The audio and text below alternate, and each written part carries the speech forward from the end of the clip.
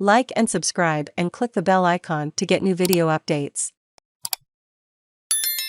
Sri Lanka names Ranil Wickremesinghe new PM in bid to address growing crisis. Sri Lanka has appointed a new Prime Minister in the hopes of quelling worsening civil unrest in which at least 9 people died this week and more than 300 were injured.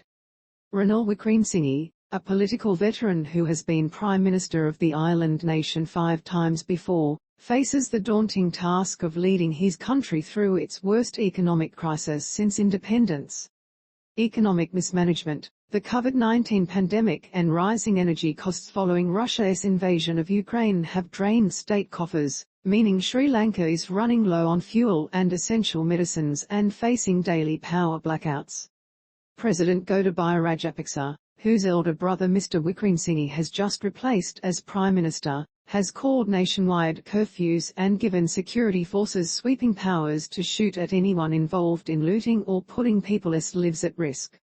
Read more. Mahinda Rajapaksa, who resigned on Monday, has gone into hiding on a naval base and the president has warned of the risk of all-out anarchy.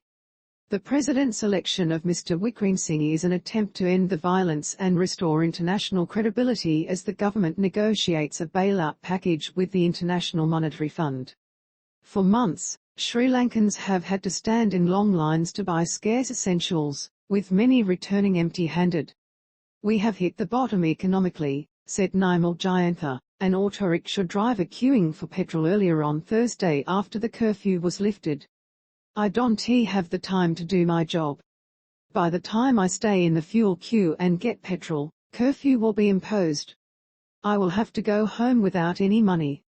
"We are facing a crisis." Mr Wickremesinghe visited a Buddhist temple after taking his oath and told journalists he will work with both the opposition and governing party to find solutions to the hardships faced by the people. "We are facing a crisis, we have to get out of it," Mr Wickremesinghe said. Asked whether there was a possible solution, he replied, "Absolutely." As well as dealing with mass protests, Mr Wickremesinghe must unite a fractured parliament to agree on a way out of a crisis that has seen inflation soar and foreign reserves dwindle. He has said from the beginning, Parliament needs to come together to provide a solution to the crisis, said Dinouk Colombage, media secretary from Mr Wickremesinghe's opposition United National Party. He is no stranger to dealing with economic and political challenges, having done so multiple times before. Reuters posted yesterday at 8:08 am, updated yesterday at 8:46 am.